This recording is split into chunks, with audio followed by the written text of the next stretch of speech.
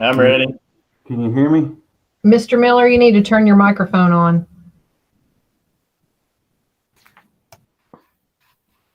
This is Joyce. Can you hear me? Yes, I hear Yes. you. I Okay. hear Angie. Can you hear me now? Yes. Yes. Okay. Hi, you need to turn your microphone on. Say everyone's ready? Well, Mr. Howard needs to still turn his microphone on. Okay. He's like me, huh?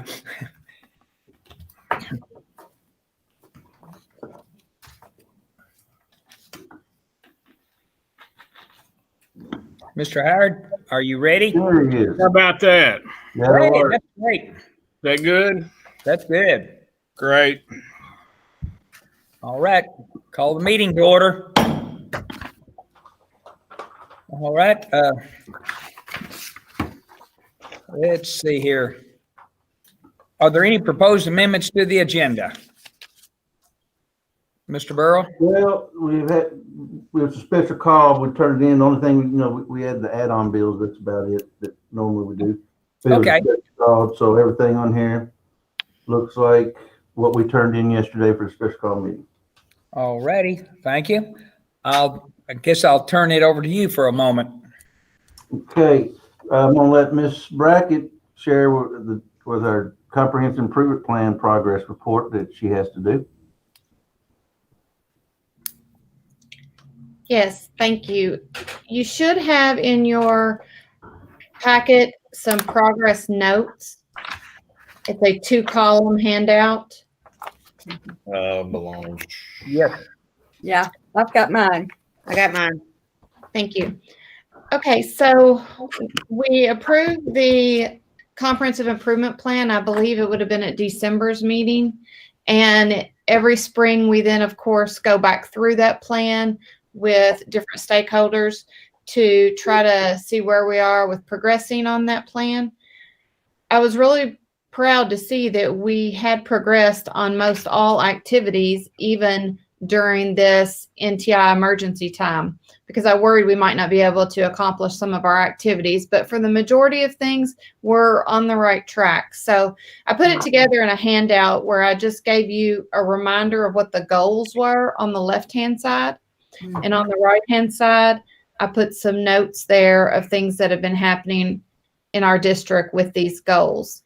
So some of the people that were included, I had sent out, we did this through virtual collaboration. I sent our plan out to all of our principals, our guidance counselors, some administrators here at central office, our math coach, tried to include a variety of stakeholders in going over this. And each school has done this with their site-based council to also make sure they're getting teacher and parent representative with their plans.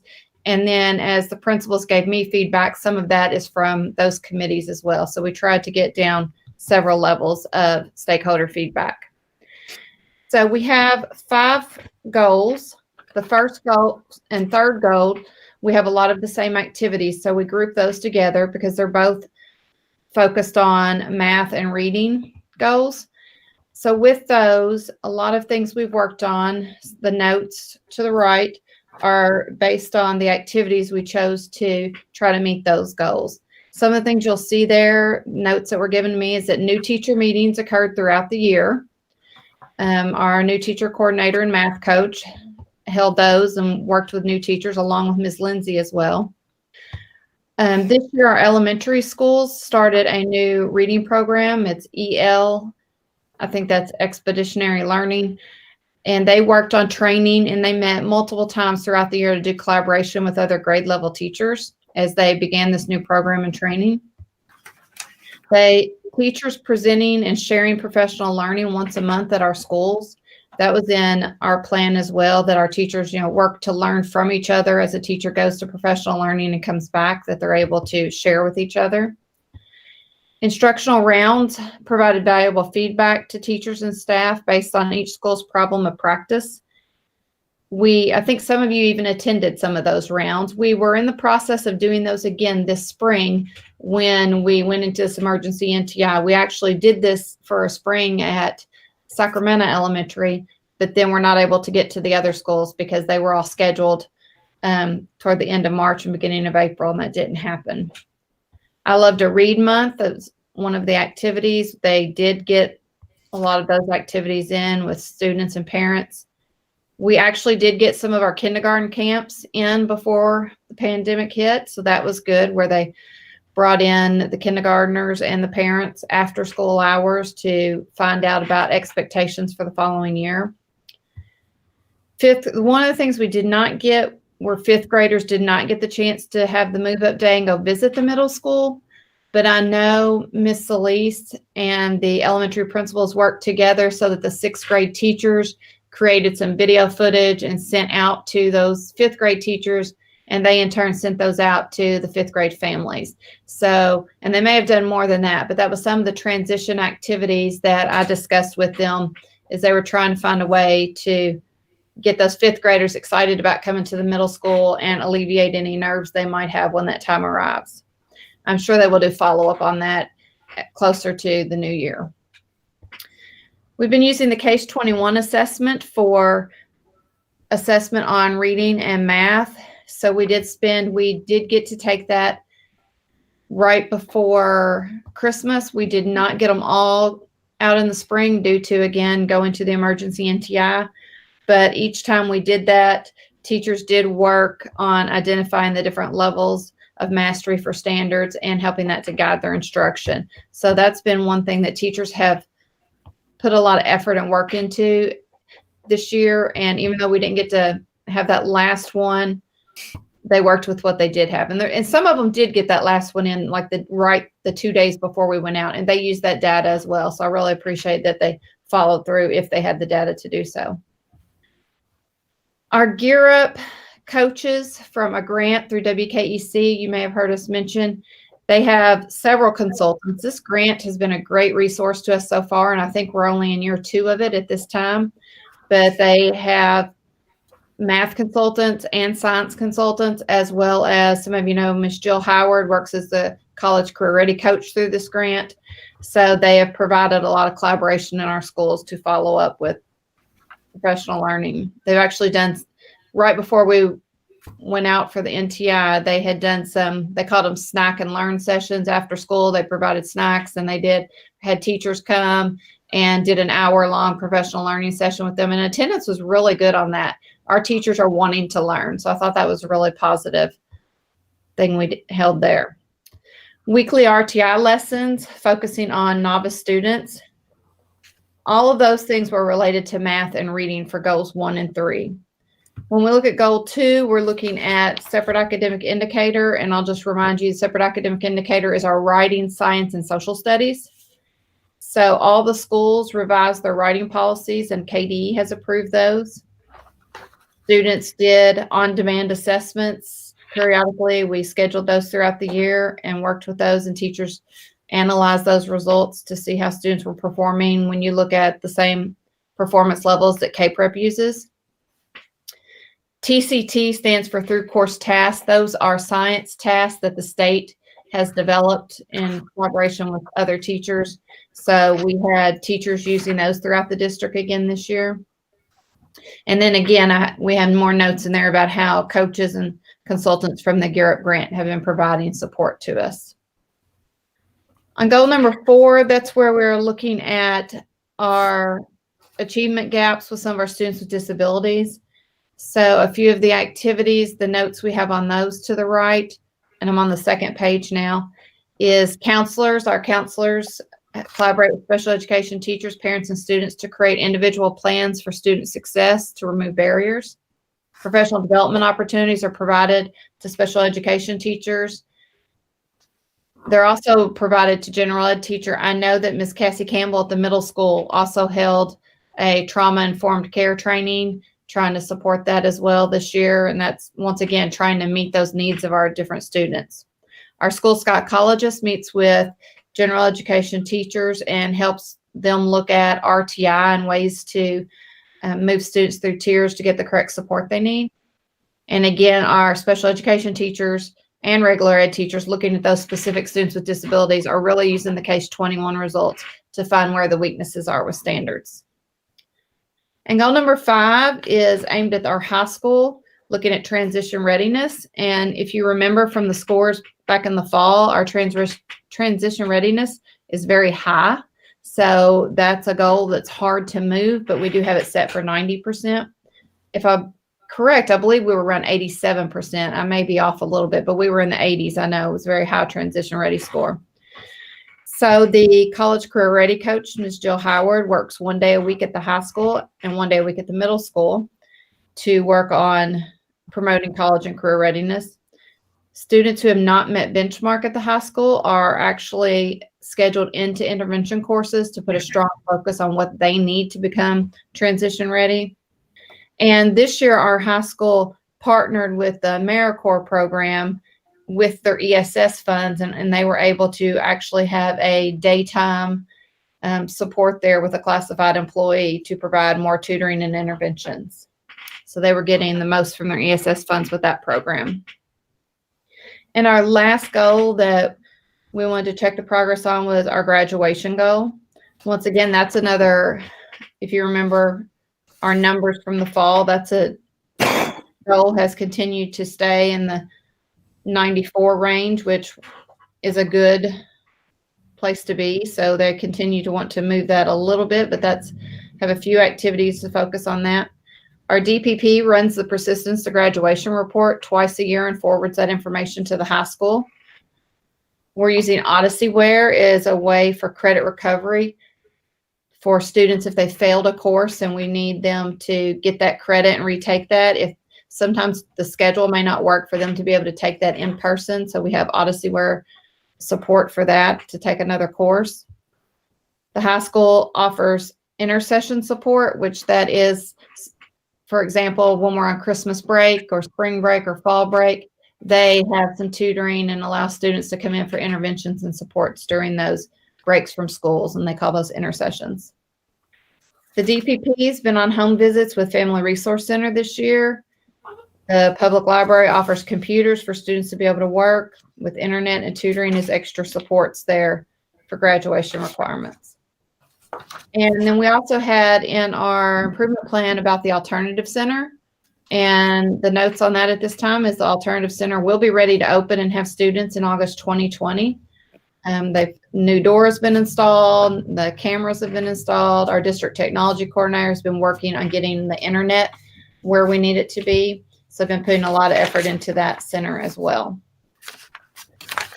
So these are just some of the things the notes that I was provided from our stakeholders when looking at our different goals and activities. I feel pretty good about the progress on these, especially since the last 7 weeks, we were not in person to accomplish these, but I feel like they were going above and beyond to still try to do the things they need to do through virtual learning. Does anyone have any questions or comments? I would like to thank you, Jody, for everybody's work on all of this. I know it has not been easy. Thank you. Been a lot of work gone through it. You can tell that. Yes. All right. Thank you, Joey. Anyone else? Not? Well, thank you very much, Ms. Brackett. Thank you. Mr. Burrell, I guess back to you again. Well, you got my May superintendent standards evidence, so this will be the last one I'll give you till August. So just because there's a whole lot of them in there I can't fill out due to the fact that there's no classes and no instruction going on during the summer. But there's a lot of things we do in the summer that I'll be in August. So it's the last one, and just want to make a couple announcements. The graduation senior parade is tomorrow at 6 at Meyer Creek Park. I want to congratulate all the seniors, and I'm truly sorry that it had to happen like this for your senior year, but I will never forget this year or you. I mean, because this class of 2020 will never be forgotten the rest of my life. Thank you for everything, and sorry it wasn't traditional, but you'll always be in my heart because I don't know what you went through, but I'm just wanted to say thank you for being supportive and working with us, and hopefully we'll get a good celebration tomorrow and rain stays away and we have a good time. And some of the regulations that the judge, Dame, wanted me to make sure y'all know. One vehicle per graduate. Parents and immediate family members, same household, may accompany the graduates in the vehicle. Public viewing of the parade will be at Meyer Creek Park. Public interest for the parade parking will be the west entrance. That's around the old chip plant. That's where the public goes. Parking attendants will direct vehicles to designated spaces to maximize space capacity and maintain appropriate social distancing requirements. Spectators must remain in vehicles at all times. Pre-parade commentary and parade music will be broadcast on 87.9. And I received right before the board meeting another thing from Judge Dame. 3 deputies will be available for the traffic flow, 2 for the student column, and 1 for the traffic control at the park entrance. Park entrance, that's the main one. It's not the chip plant, but the main one that will be shut down to the public at 5:15. So the parents and family members or anybody that's coming to watch the parade, they will be having to go through at the old chip plant.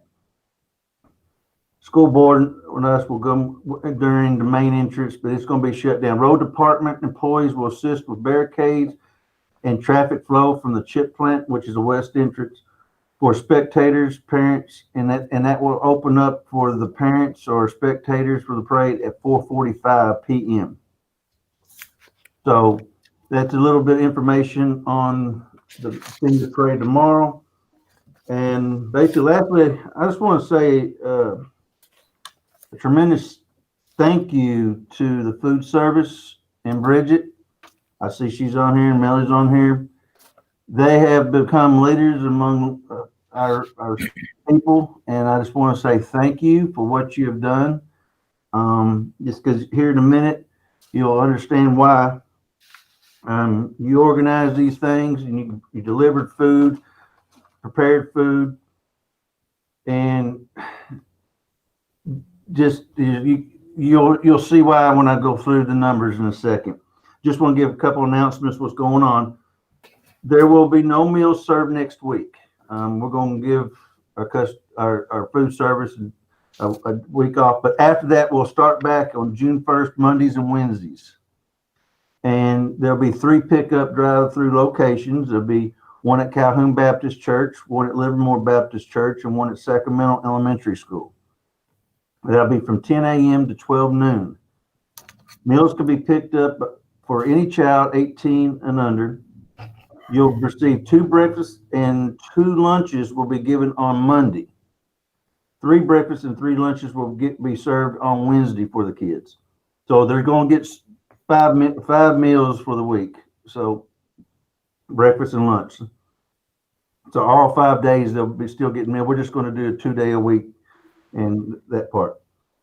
We will make adjustments as needed to the number of sites, days of service, or times of services. We're going to do that. We're going to keep an eye on it. If we need more, we'll do it. And just think about this. We started this March 16th, and 9 weeks of delivering and making food. They have served 58,417 meals to our kids. 28,978 breakfasts and 29,439 lunches. Thank you, food service and transportation. And I just want to say that's all the comments I have, and that's just what they've done has been amazing. That's right, Mr. Burrow. I hear nothing but compliments from them through the public on talking how much work they've done. Okay, the next item we have would be approval of the consent agenda. I think most of you have had an opportunity to look at it. I don't know whether you have anything else you want to pull out or if you're comfortable with it. Want to glance at it a moment, and then I'll ask for a recommendation from Mr. Burrow.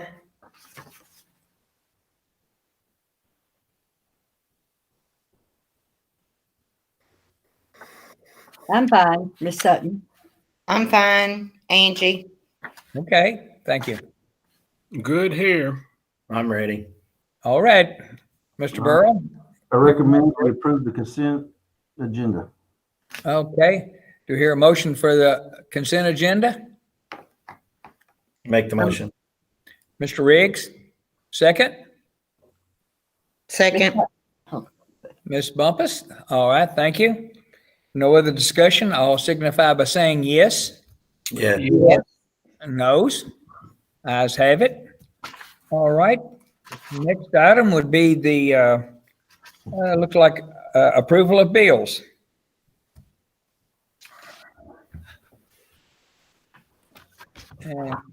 Did most of you get a chance to look at that?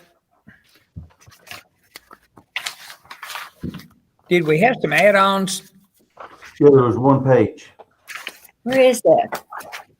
Oh, okay, I found mine.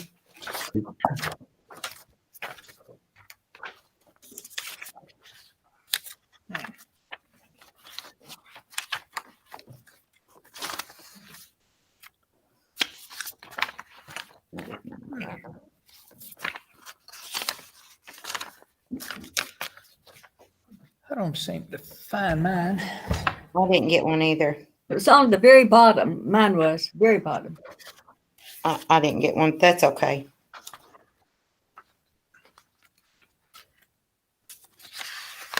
Yep, I'm good. We can get it to you here just a second if you need to. Okay. I'm okay.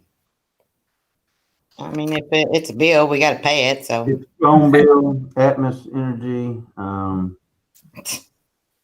credit card, we had it in gas bill and mowing service, so, and our co-op trainings. I'm fine. There was only 28 add-ons on there. Pretty short. Yeah. All right.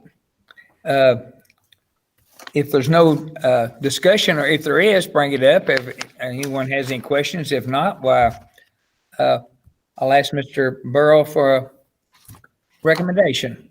I recommend we pay the bills. Recommendation to pay the bills. Hear a motion? Motion.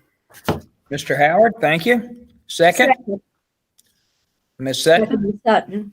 All righty, thank you. If no other discussion, I'll signify by saying yes. Yes. Opposed? All right. It has it. Our next item should be approval of tentative budget. That's Mr. Stokes, I believe. Thank you, Mr. Chairman, Mr. Superintendent, members of the board. The purpose of the tentative budget is to continue our budgeting plan for next school year. While it is a little bit more problematic this year, it's still good for us to continue the plan on expenditures for next year.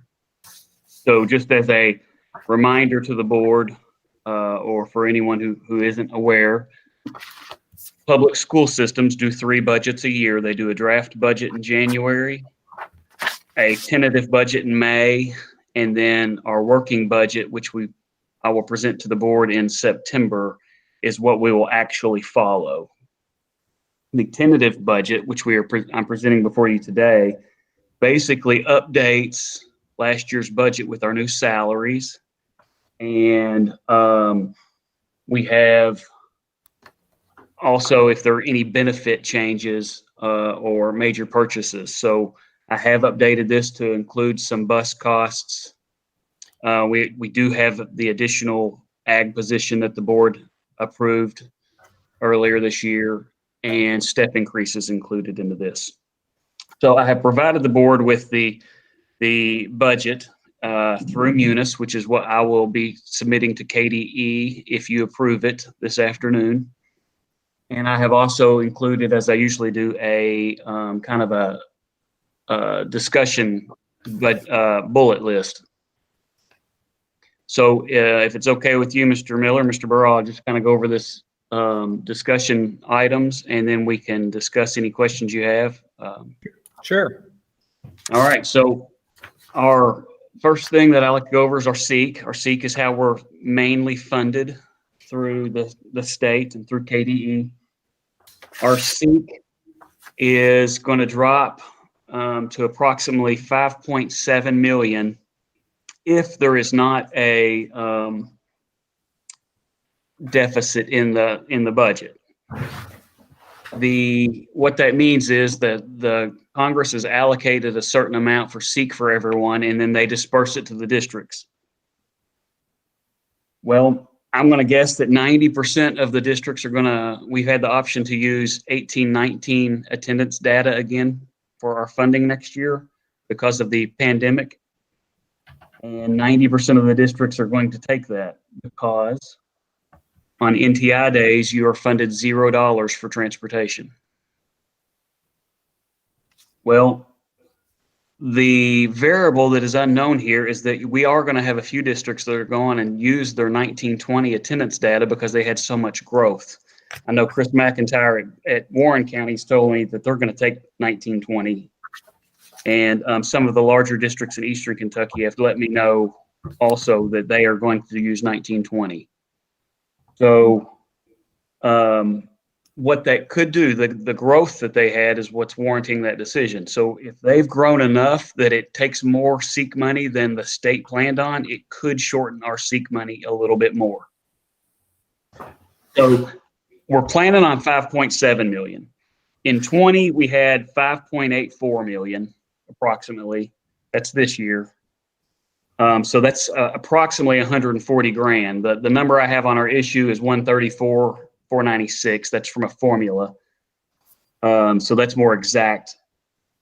But I do want to remind you, last year we had 6.2 million. So we're dropping from 6.2 to 5.7 in about 14 months. Again, that's about $500,000 annually that we are going to be operating without.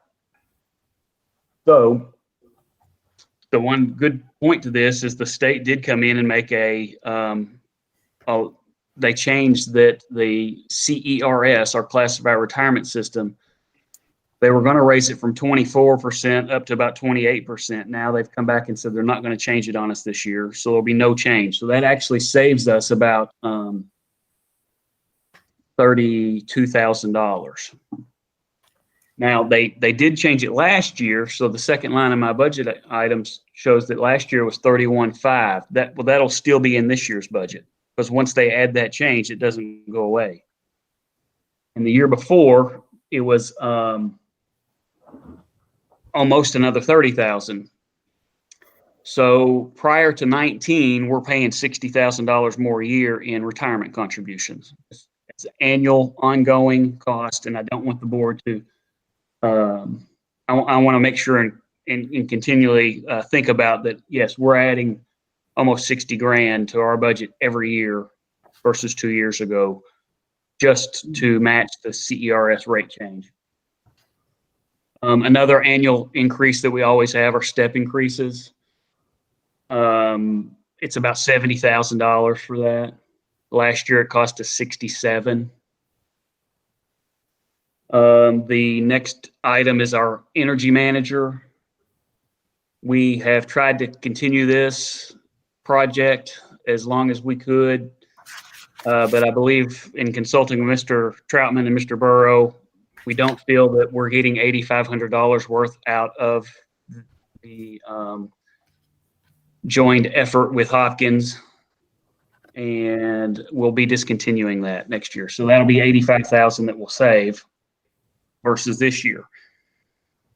The ag position, I've allocated about $45,000 just because that's the average. It's a 90% of the average teacher salary. Obviously, that will depend on whoever's hired. Our SBDM funds, we allocated $100 again. We can allocate between 100 and 140. We have, over the past few years, sided with $100 to try to keep the extra funds in salaries and keep teachers in our classroom instead of giving each school a few more $1,000s. We're using that money to keep teachers with students to lower our student teacher ratio. Fuel was a big ticket item, still 95,000 in this budget. That's what we budgeted last year. I believe for the year we'll spend 65,000, and that's because we just didn't run as many routes because of the pandemic. Our KISTA bus payments. I know we've talked about KISTA bus payments for over a decade now. It was about 11 years ago, I presented the idea to the board on purchasing buses instead of leasing them and how we could do that. Cost us a little more money up front, but this year we have no KISTA bus payments. This is the first time since I've been working here. This will be the 16th school year, first one that is, we're not leasing buses anymore. Yay, yay. Thank goodness. That's a big deal. It was over $120,000 a year when I started. So last year we did pay $8,800 in our final year of payments. So we're saving another $8,800 there. I do have a bus budgeted in this, and we're hoping to get some grant money to help this cost. And I know Mr. Troutman's working on that, and I appreciate his effort to keep our expense low on that, or lower. David, And then, I think we got approved for $25,000. Oh, good. and we will take it. And then the other item in our budget that was really from 2 years ago, we switched to the full-time elementary position, and we had switched to a full-time ESL position. And so again, that's costing us about $44,000 this year, and that is based on who are hired in those positions. All of those are accounted for. Most of those are, costs and not savings, but they're accounted for in this budget.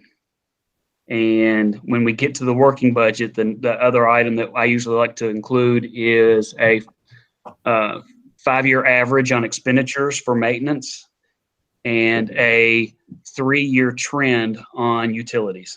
I don't average utilities because they never go down. They're only going up. So Yeah. trend that data. But everything that we had budgeted in this year's school year is still in this. And you have these budgeted items that have been addressed in this budget as well. So I would like to open the floor for any questions or anything that I could try to help answer or address. I would be happy to at this time.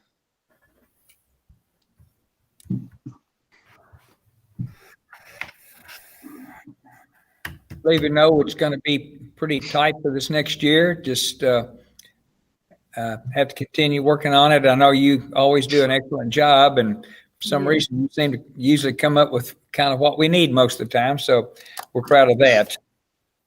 Thank you, sir. We've been talking. Our contingency fund. I'm sorry, Mr. Riggs, I did not hear you. How will that affect our contingency fund? It is going to drop. We should still be well over 2%, correct? Yes, sir. We will be well over 2%. We will still actually, it's going to drop it probably a couple 100,000. We will not be operating on a balanced budget this year, but that's okay. That's why we have a contingencies for times like this, when we want to continue to provide stuff for our students that we're providing. And that's when we eat into our own funds. And that's what this is designed for. So I'm not alarmed by that drop. Should we drop that 3 years in a row? Yes, we'll start being alarmed a little bit, but I fully anticipate to use contingency funds to continue to cover the same number of staff. And in fact, as I mentioned at the last meeting, we're adding 3 staff this year. So we know it's going to drop us a little bit. It's okay. In my opinion, it's okay. Of course, Actually, more than that, the new ag position and 3 people at the alternative center. So we're adding some more people just to get that going. Right. I think it's bad. But that's a good thing. Right. Mhm. Yes, ma'am. David, thank you. And I'm just letting you know, here in the next month, the next 2 board meetings, you may see a lot more PPE stuff that we're going to have for next year. And if you wait till the last minute, you won't get it. So we're going to be ordering a lot of 5-gallon buckets of hand sanitizers because we're going to have Mr. Troutman is going to be working with their maintenance, and we're going to have hand sanitizing stations. They can be rolled around for the people getting off the buses and different areas. Masks, and we're going to look at what's the other thing we were talking about today? Oh, we're going to buy 4 more of those steam cleaners, one for each school and bus garage. For each school will have one instead of passing them around. We're looking at the chemical that will help destroy the virus that we're dealing with now. So Ashley's under that. So you'll start seeing more preventative stuff we're going to buy. If we got to do it early, we want to make sure we do it now than later. So, because we want it, we don't want to be shorthanded for when we do get to go to school. So, Correct. All right. Anyone else have any other comments? No. All right. Then do I hear a recommendation, Mr. Burrow? I recommend we approve the tentative budget. All right. You've heard the recommendation. Someone want to make a motion? I make the motion, we approve the tentative budget. All right. Thank you, Ms. Buck. Mr. Riggs, you were second? Yes, sir. Thank you. All right. No other discussion. Let's all signify by saying yes. Yes. And no's. All right. Yes has it. All right. Thank you. Next thing now, I think, is Mr. Troutman wants to talk about our school calendar, I believe. Okay, can you hear me? Yes. Yes, sir. We do need to approve what's called the amended calendar, and basically what that is it's a reflection of what I will upload for what we actually did this school year. I had a handout Tuesday at the board lunch. I'm not sure if you still have it, but it shows the start of school. First day of students was August 7th. It would show when each fall break was, when each spring break. Those days that are in yellow, again, if you have that, are non-school days. It reflects us getting out of school for the last student day of May the 11th. Within the calendar, it will show that we started our NPI days on Monday, March the 16th, and run all the way through Monday, May the 11th. So I'll certainly entertain any questions if there's any questions on the amended calendar, but it's just one of those things that we have to do, approve what we actually did so that I can upload it to KDE. Mr. Troutman, that's a lot of changes. You couldn't predict it's going to happen this year. We proved it last year. I will try to do a better job next year. Yeah, you work on that, would you? Get a better crystal ball. All right. Thank you, Mr. Troutman. Mr. Burrow, you want to recommend? Yes, I recommend we approve the 2019-20 amended school calendar for him to turn it in to the state. All right. Recommendation. I have a motion. I'll make the motion, Ms. Sutton. Okay, Ms. Sutton. Second. I'll second. All right, Ms. Bumpus, thank you. No other discussion. I'll signify by saying yes. Yes. Yes. No. All right. Yeses have it. 5-0. All right. Next item would be treasurer's report. Back to you again, Mr. Stokes. Thank you, Mr. Chairman. Again, Mr. Superintendent and members of the board. We had revenues in the month of April of $1,016,456.96. We had expenditures of $974,961.22. That left us with a closing balance of $5,416,321.41. Our general fund and payroll checking account totaled $4,435,498.44. Our special revenue fund is showing a negative balance of $30,862.81. Our district activity funds has a positive balance of $35,792.56. Our capital outlay fund has a balance of $206,688.43. Our FSPK fund has a negative balance of $65,265.72. Our construction fund has a negative balance of $28,339.08. Food service has a balance of $66,945.16. After school has a balance of $9,437.42. Community ed has a balance of $1,111.91. And our trust and agency funds total $785,315.10. So of those amounts, again, our special revenue fund is our grants, and we get money throughout the year from the state for our state grants. And for all of our federal grants, which are the bulk of our grant money now, we spend it and then we have to request the money back after we spend it. So it's typical for us anymore to be in the negative at the end of each month when I report this.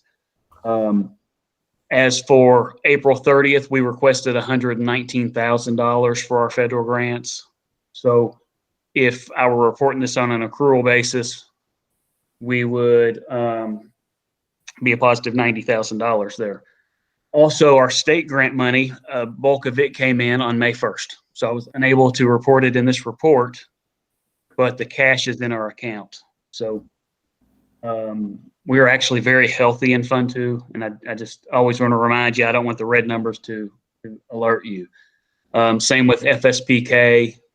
The state gives us half our money in June and half of our money in July. So we received the first half 10 months ago, and we'll receive the second half next month. But our bond payments fall throughout the year. So we pay those when they are due, knowing that, I guess hoping that the state ends up giving us our money. Our construction fund is in a negative balance for the first time in a while, and that is mainly due to the fact that we had some architectural fees associated with the Calhoun HVAC project, but due to this pandemic, the project is going to be pushed back a year. So when we sell bonds for that project, those funds will be dispersed back into that account. So again, 28,000 is not an alarming number considering the actual situation there. So our total, again, is $5,416,321.41. And if you'll scroll down one page, it shows us kind of our Fund 1 for the month. And our Fund 1 balance dipped down 120,000 and change, but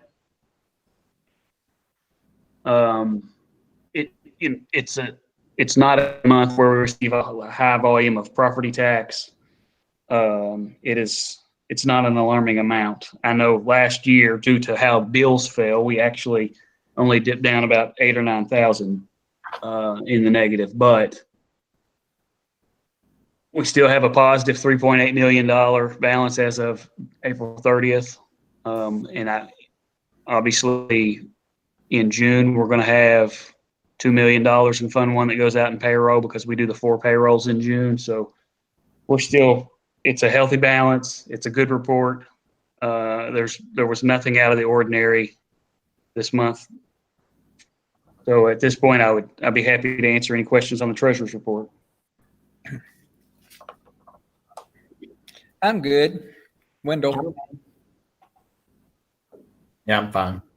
Yeah, I'm fine. Me too. And I'm thankful for you, David. Thank you, ma'am. we do thank David. We thank all of our staff. All of them do a great job, and Yes. they don't get the recognition as much as I think they need to sometimes.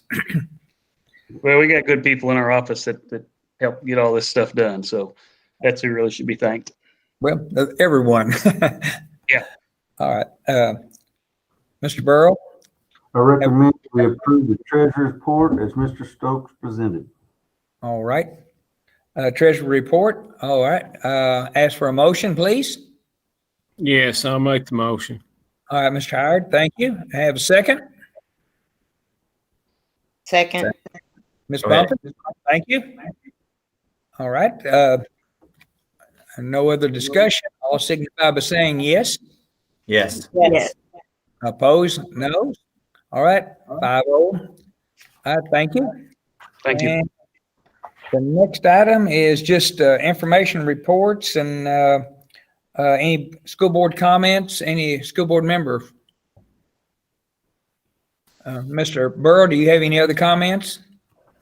Thank you for the support during this time. Look forward to seeing everybody again tomorrow at the parade. And we're going to take a few days to breathe, and we're going to be starting on for next year, see what we got to work on. So, but this board's been wonderful work for throughout the school year. I just want to say thank you for all the support you've given us, and it makes it easy to come to work every day. Thank you. Thank you, Mr. Burrow. You too. You've done an awesome job too. I know it's not easy most of the time, but we do thank you. Do you hear a motion to adjourn? I'll make that motion, Ms. Sutton. Ms. Sutton, to have a second? Second. Mr. Riggs? Yes. Thank you. All in favor for to adjourn, say yes. Yes. Yes. I think that is 5-0. Thank you. We're adjourned.